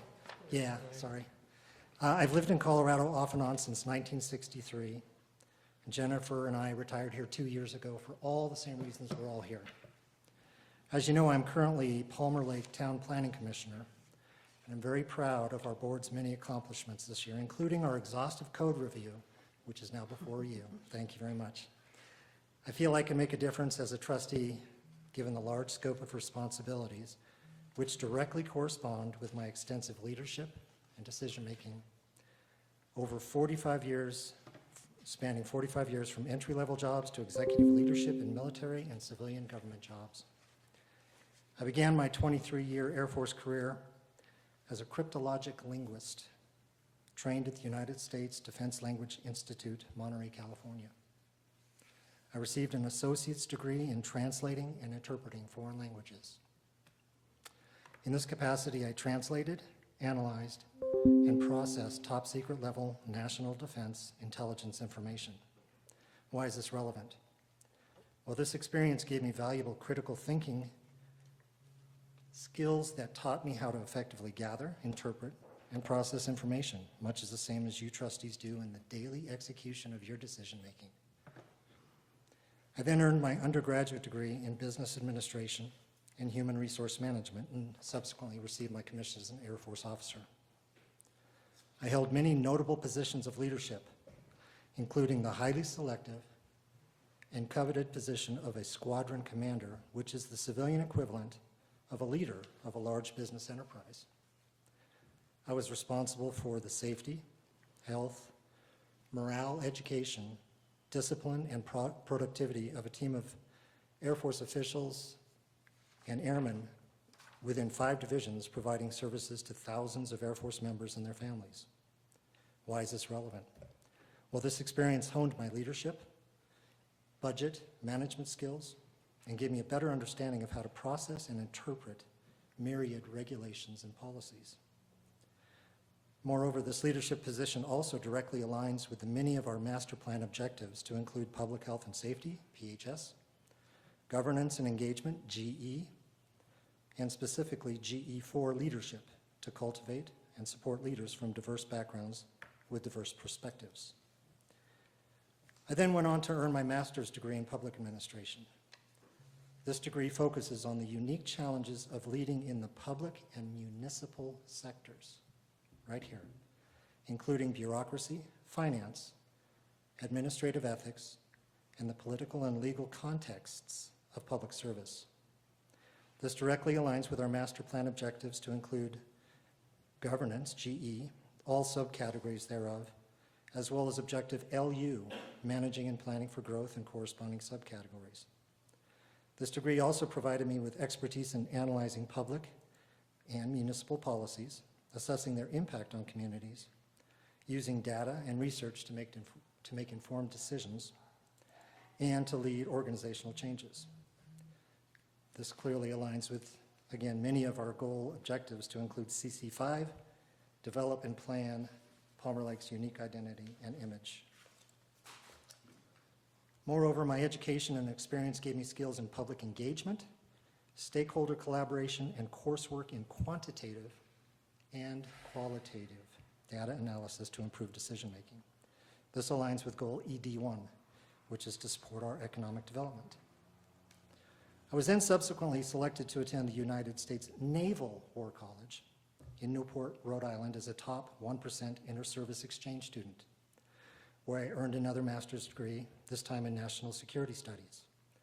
There I authored a national defense strategy paper on the use of indigenous, U.S. civilian, and military linguists, as well as machine linguistic technology on our war against terrorism.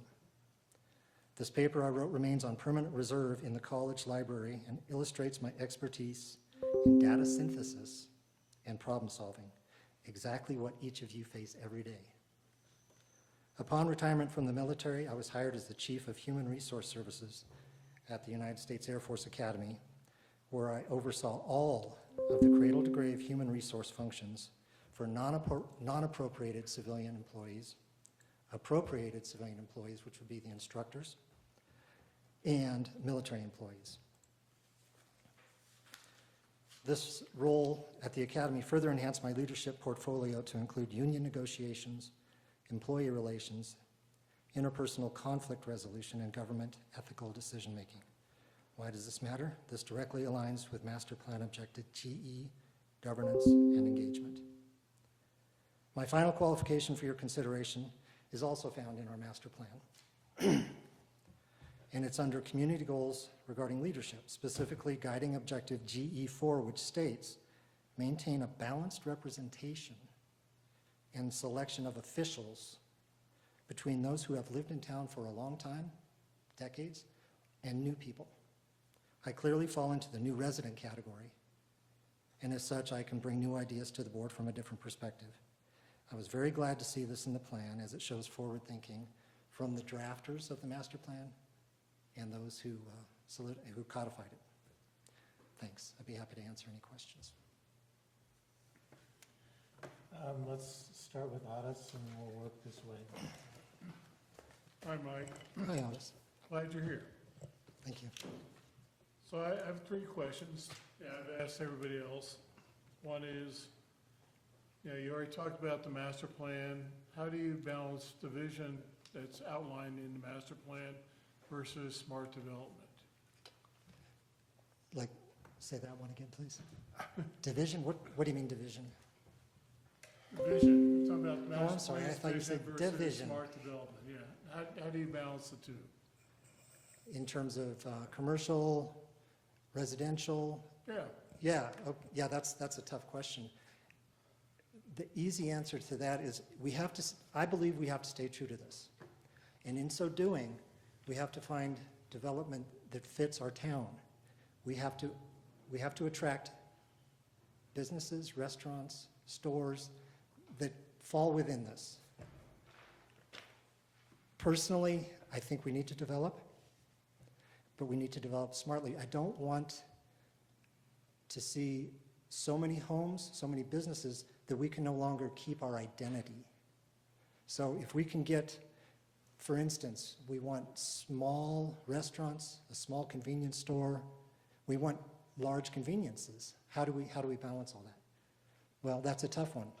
But I think if we can attract the right crowd and still fit in with this local character, we should be okay. And it's hard. I don't have a concrete answer at this moment. So the next question, how would you learn to be a trustee? I think it is as easy as how do you learn to become a doctor, a lawyer, a builder, a painter, a squadron commander.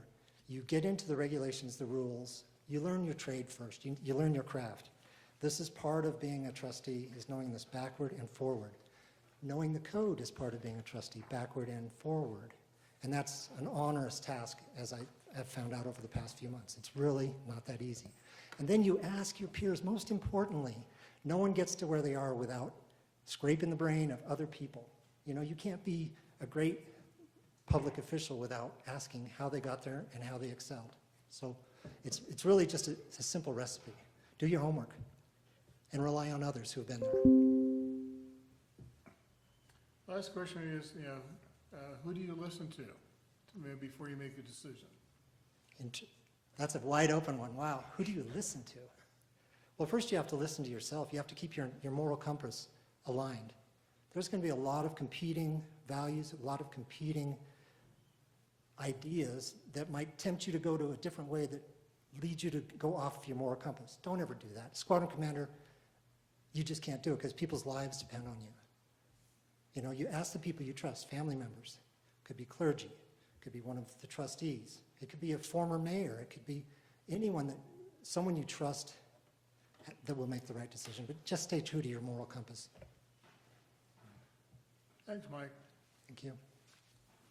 Mike, you just said in your opening statement that you would attract the right crowd.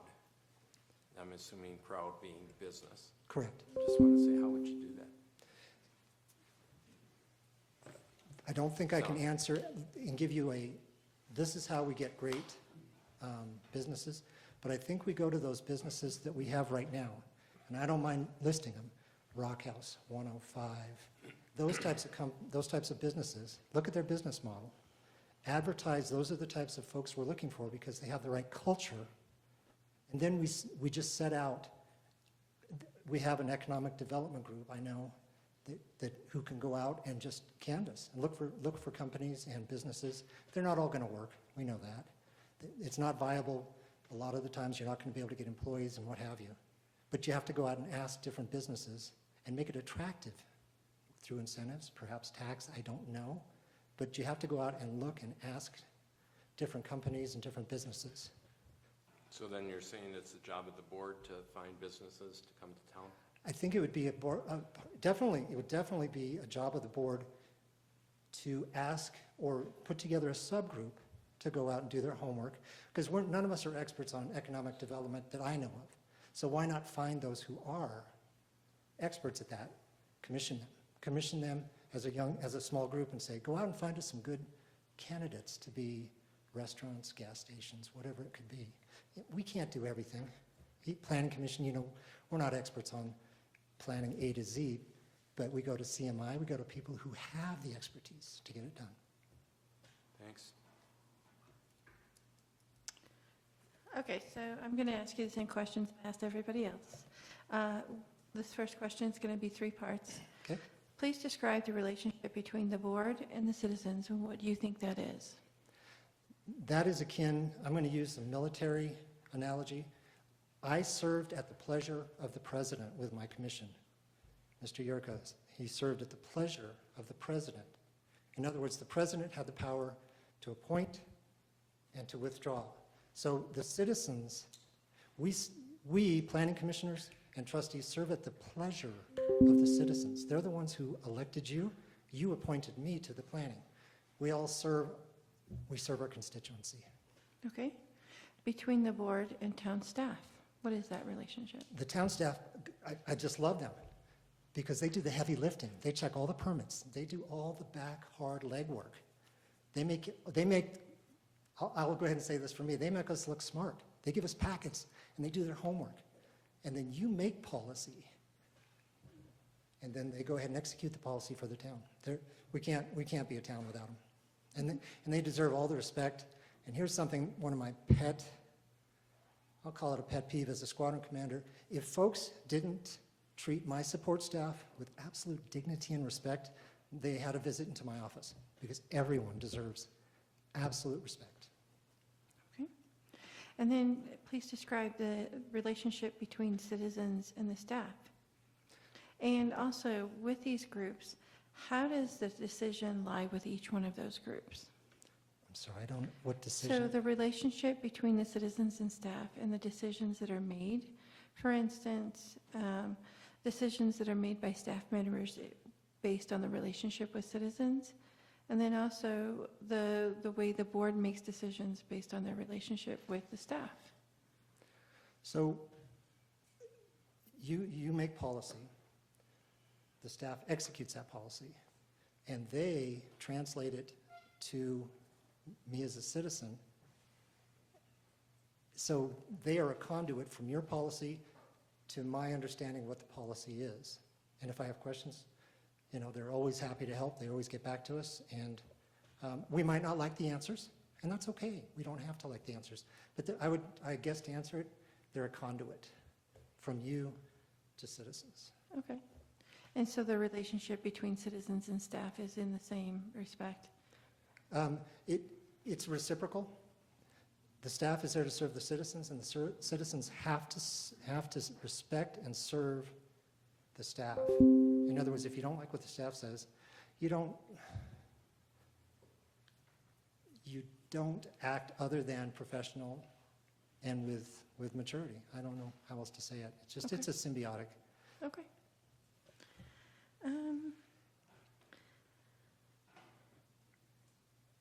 Describe how you will manage conflict with other board members.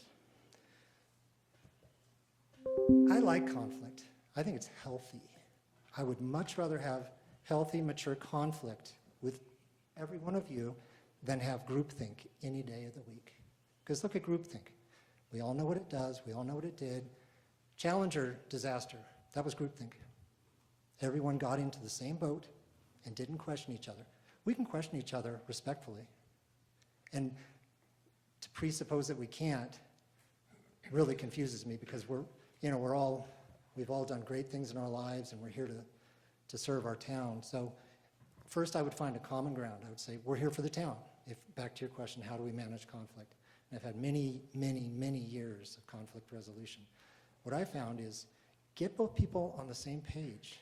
Hey, do you guys working for the same town? Yep, okay. You feel this way and I feel this way, and it's healthy.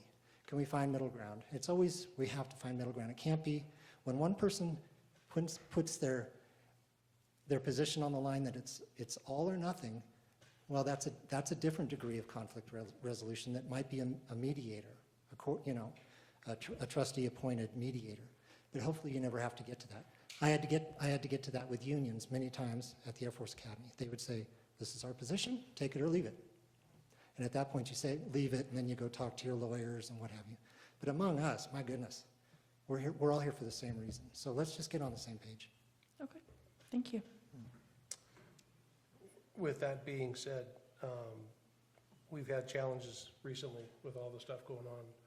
A lot of stuff that's been out there is challenging, to say the least. How do you keep your emotions in check? The same way I did as a squadron commander, and you have to filter. You have to filter, and we all have different filters, clearly. We all see things differently.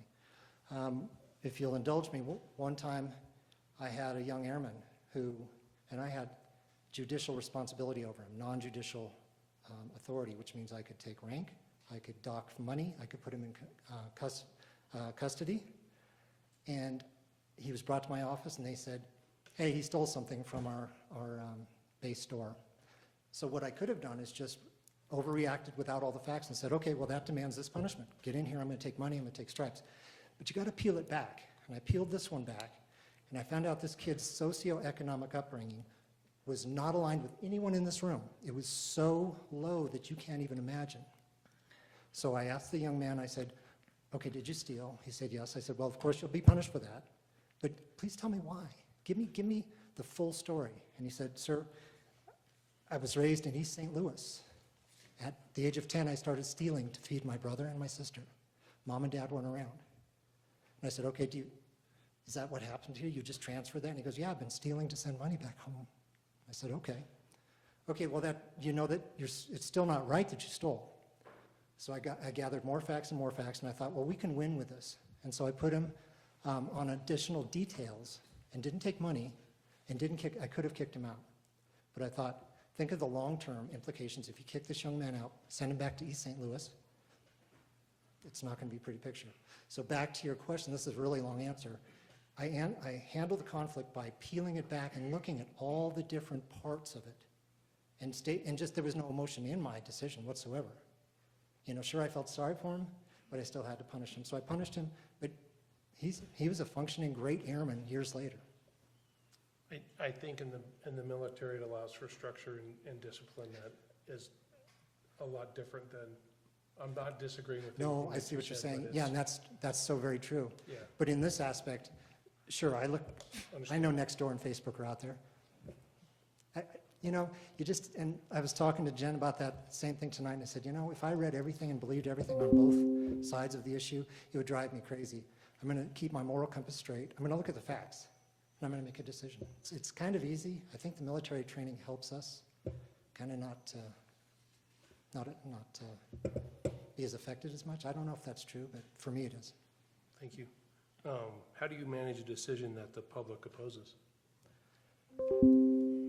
Again, moral compass, you just hit them with facts, okay? Not being in the civilian job and the military, they're not going to like your decision every day, 50% guaranteed. They're not going to like what you say. For me, I hate to say it, but it's rather easy. If I can come up here and say, Kevin, A plus B equals C, and you're like, no, Mike, it doesn't. I'm like, okay, here we go. But I have to keep my cool, and I have to stay on task and keep my compass straight. That's all I can do. I won't yell back. I won't get in a fight. I won't engage. Why? Because it just fuels the fire. Sometimes that's hard. It is, just in life in general. Sometimes it's hard. Yeah. Thank you for your work with the Planning Commission. Thank you. And thank you for your service. Yeah, Thanks. thank you. Go ahead. So you've mentioned the master plan several times. What are the three most important ones in your mind for the town? So I got to pick three of these. Okay. Yep. Number one, if it doesn't concern every one of you that we are living in 4 urban wildlife interface areas, then we need to wake up, because I'm scared to death of having the interface come and grab us with fire. That's my number one from the master plan. Is we need to help our chief, who's doing an amazing job. We need to keep giving him tools to help this interface. Now, there was a Colorado law, I don't know the number, but it was passed on the 1st of June this year, that says any town that has a wildlife urban interface, they say should adopt this law. I'd like to look into that, because that gives us other resources and gives us other mechanisms. I know what you're talking So about. you understand completely, I do, yeah, and we will be working on that too with the Okay, chief. thank you. That's my top issue, is wildfire mitigation. Number 2 is let's keep going with this sidewalk initiative, because I want to see this town flourish to a certain extent. I don't want to oversell it where we can't walk on our own sidewalks. But we have to have sidewalks, y'all. We have to have sidewalks to come down and back, and that promotes economic growth. So the downtown urban is my number 2. Number 3, we just went through a week of Chautauqua. That's arts and culture. Arts and culture brings people to this town. I used to go to Manitou all the time because of their art and culture scene. Last week, I made chocolate confections at the Rock House. Amazing people. I saw people dancing over at the tents when we had young bands playing. I went to some workshops, and I won't embarrass someone who gave a workshop, but it was one of the most amazing things I've ever seen. And he's in this room, so I just won't say why. But it was amazing. I don't want to go any further than that.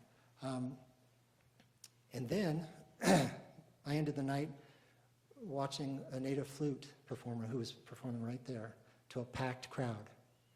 Culture and arts, master plan, number 3. What is quasi-judicial?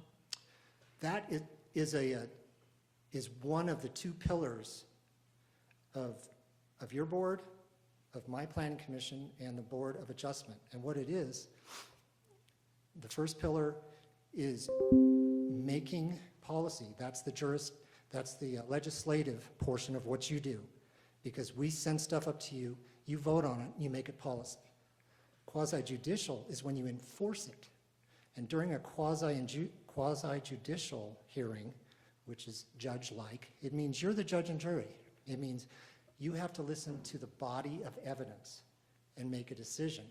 You can't have ex parte communications. You can't talk before or after and then make a decision. It has to be the body in front of the audience. So they, and their due process is not violated. So they can come up and say, consider this point, and then you'll have an applicant say, consider this point, and then you, in the quasi-judicial, consider the body and make a decision. Thank you. Again, I want to thank you for your service and really appreciate what you're doing on the Planning Commission. Thank you. So am I correct to understand that you signed all 3 recall petitions and the annexation initiative? No, sir, that's false. Okay. Thanks for correcting me. If you'd like, I could talk to which ones I did sign, but I did not sign them all. So that tells me something very frightening, if you believe I signed all 3. Well, I'm asking you the question because I wanted to confirm it. My answer is no. Okay. Of the 3, how many did you sign? I signed 2. Are we counting the referendum to let the people vote as one? Correct. I signed that, absolutely. Okay. But is that a disqualifying factor, and if so, please explain why. No, I didn't say that. I'm asking you questions about it. And my follow-up question is, because it would appear that you've already made up your mind about the question that's before the board in regards to the annexation. Absolutely false. Explain yourself. I have absolutely not decided on Buc-ee's 100%. I haven't seen the figures. I'm a data guy. I just told you what I've done, my education. I don't make decisions willy-nilly. It's not an emotional decision. I'm going to make a decision on the 20th as a planning commissioner whether to recommend to you. I haven't decided because I haven't seen the packet. How can I decide? Now, how do I talk about giving all of the citizens the vote and reconcile the 2? That's pretty easy. I think the citizens should vote, and they voted for all of you, and I think you're good decision makers. But I guess I don't see the foul in letting the people decide. I haven't, don't put words in my mouth. So, how do you correlate signing any recall petitions to your statement that you haven't made up a decision about it? So the recall statements are on personal behavior that I find inappropriate and not aligned to the Board of Trustee concept. That's the recall. It has nothing to do with Buc-ee's. It's personal. Well, you don't get to decide how I think. Understood. No, Well, I signed. I've heard other opinions about that, but go ahead. Other opinions about me from whom? Not about you. No, Okay. about the reasons for the recall.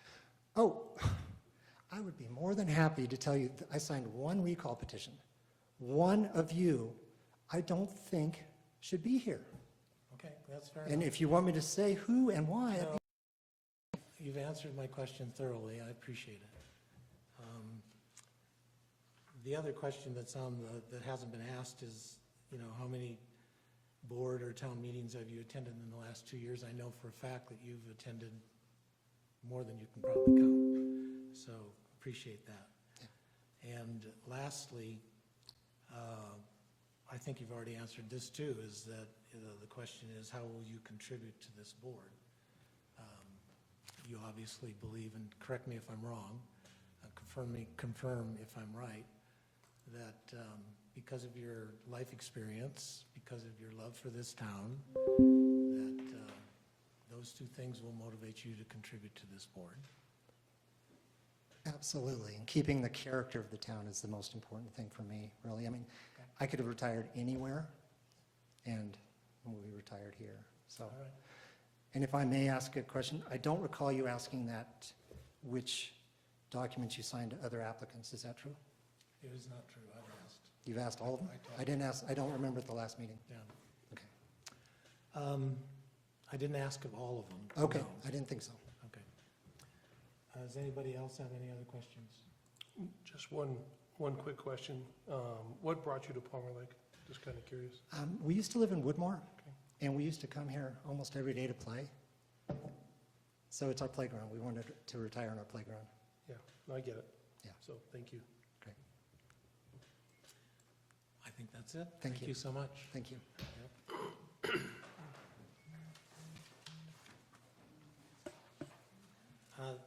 That concludes our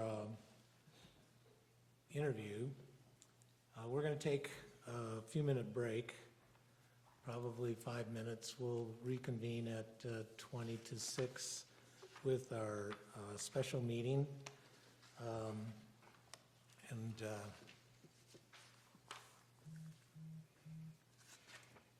That is to review and discuss the candidates and consider possible approval of one of them for the vacancy. So if we'll see you in 5 minutes.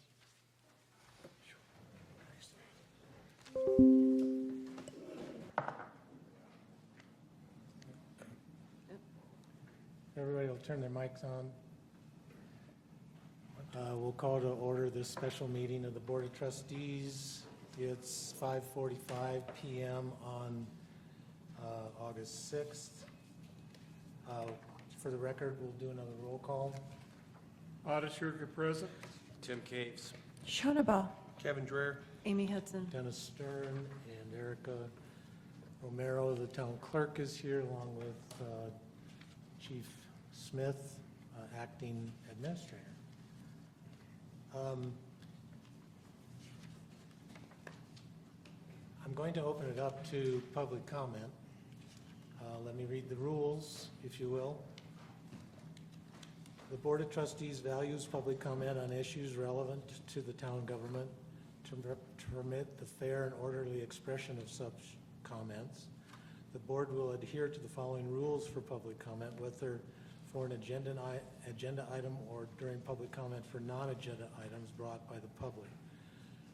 Tonight's public comment will only be about the agenda item, which is the vacancy on the Board of Trustees or one of the each minutes. And each speaker per topic is required. Should not be directed to town staff, members, or to public members. Comments or just not prohibited, point duplicated, comments limited to one public member, comments by email to the board separately, to the board will listen. However, discuss or take action refer it to staff for discussion. I also wanted to make a statement in regards to my asking Mr. Beeson about his petitions, and I have asked not all of the candidates, just my motive was to understand how each of the candidates could have an open mind about questions that are before the board in regards to the subject matter that was on the petitions. I will not be able to take any of the regards to those, my questions into consideration for any of the board candidates. So with that, if you want to make a public comment, would you come to the podium and sign in?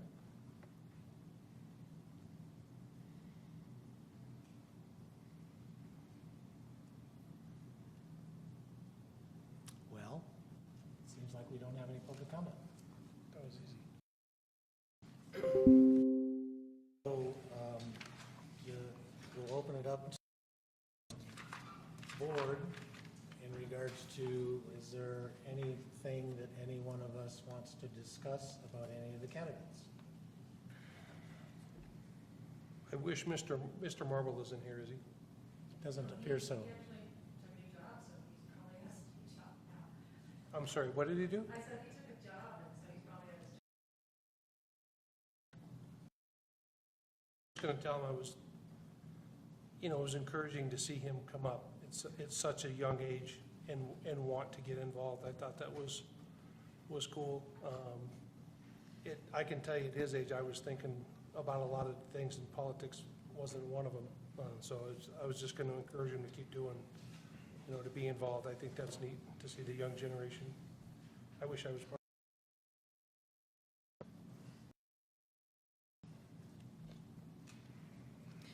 Dennis, can you explain how this is going to work to all of us? I will. First of all, let me read the resolution that's before us. It's Resolution 50-2025, a resolution of the Town of Palmer Lake approving an appointment to fill a vacancy on the Board of Trustees.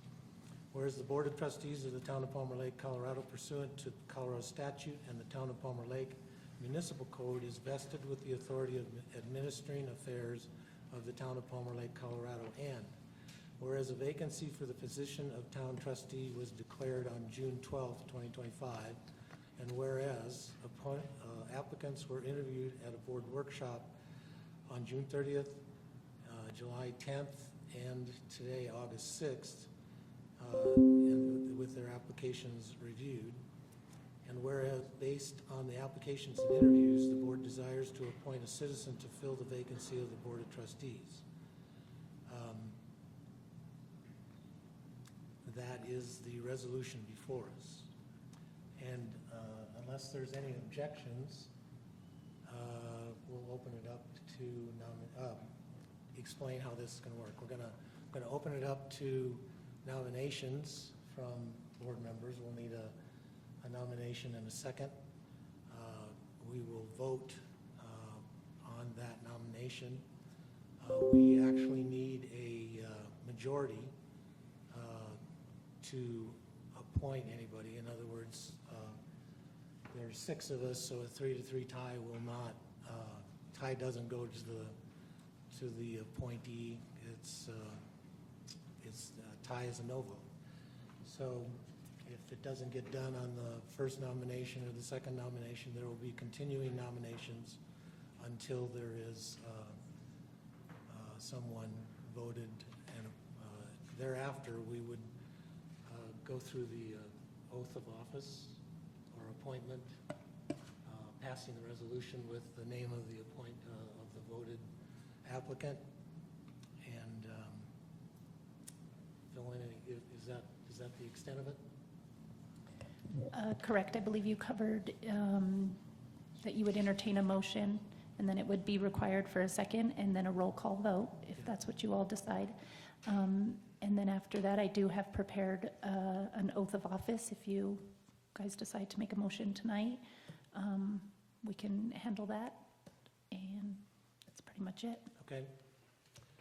Well, with all that being said, if there's not any objection by any of the board members, I will open it up to nominations. I'm going to nominate Mike Beeson to be our trustee. I'll Based sec- on his experience in the planning commission and his desire to do things for the town, I think he'd be a good candidate. I second. I have a motion and a second. A roll call vote, beginning with Otis. I vote yes. I vote no.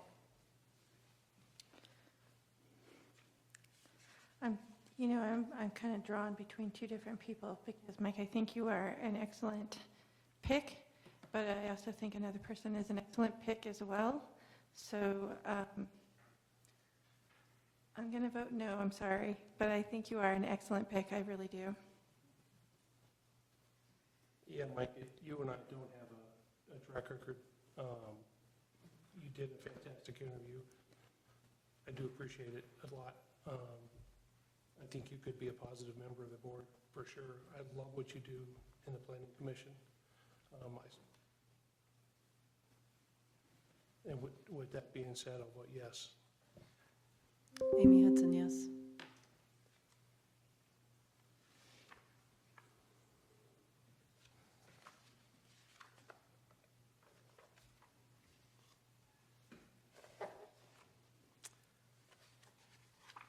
I also appreciate what you do on the planning commission, Mike, and we know each other beyond just our positions within the municipal government. I hope you know that I appreciate you and that we grew to be friends outside of this. I'm going to vote no. So does that make it a tie? That does. So we did a different nomination, or? Yes. So a tie vote does not pass. Correct. Okay. So in the event, you can make another nomination or re-vote it out, but yeah.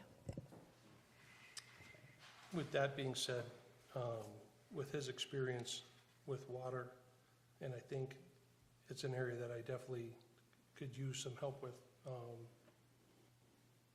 the work within municipal governments and other areas, I'll nominate Michael Boyett. And am I saying that right? Boyett, sorry. I'll second.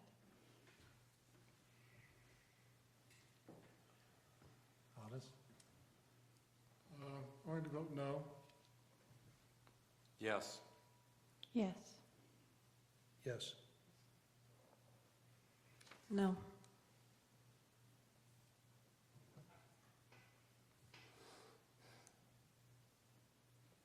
Yes.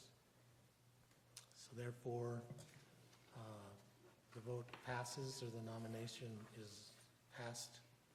Mr. Boyett, you are appointed the applicant to fill the vacancy on the Board of Trustees. So to continue with the Resolution 50-2025, says now therefore be it resolved by the Board of Trustees of the Town of Palmer Lake, Colorado as follows. The Board of Trustees hereby appoints Michael Boyett as trustee for the remaining term of the town's through the town's municipal election in 2026. Talks about severability and repeal, and does this vote mean that the resolution is passed, or do we have to vote on the resolution separately? You know, you can, for a clear record, you're welcome to make a motion and pass the resolution. The draft you have in front of you, I just want to state for the record, it doesn't have a name inserted in it. It has a blank that I filled in. It has a blank, so my recommendation would be to make a motion to vote on that resolution with the candidate's name in it. Do I have a motion? So moved. I'll second. Otis? Based on the board's vote, yes. Yes. Yes. Yes. Yes. Yes.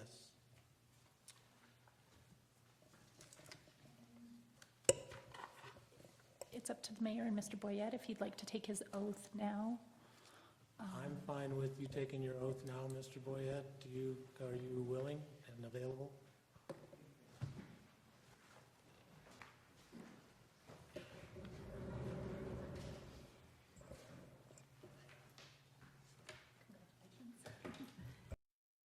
So if you'll raise your right hand and repeat after me. I, Michael Boyett, I, Michael Boyett, do swear and affirm do swear and affirm that I will support the Constitution of the United States, that I will support the Constitution of the United States, the Constitution of the State of Colorado, Constitution of the State of Colorado, the laws of the State of Colorado, the laws of the State of Colorado, and the ordinances of the Town of Palmer Lake, and the ordinances of the Town of Palmer Lake, and will faithfully perform the duties of the office of trustee, and will faithfully perform the duties of the office of trustee, upon which I am about to enter, upon which I'm about to enter, to the best of my ability, to the best of my ability, so help me God. so help me God.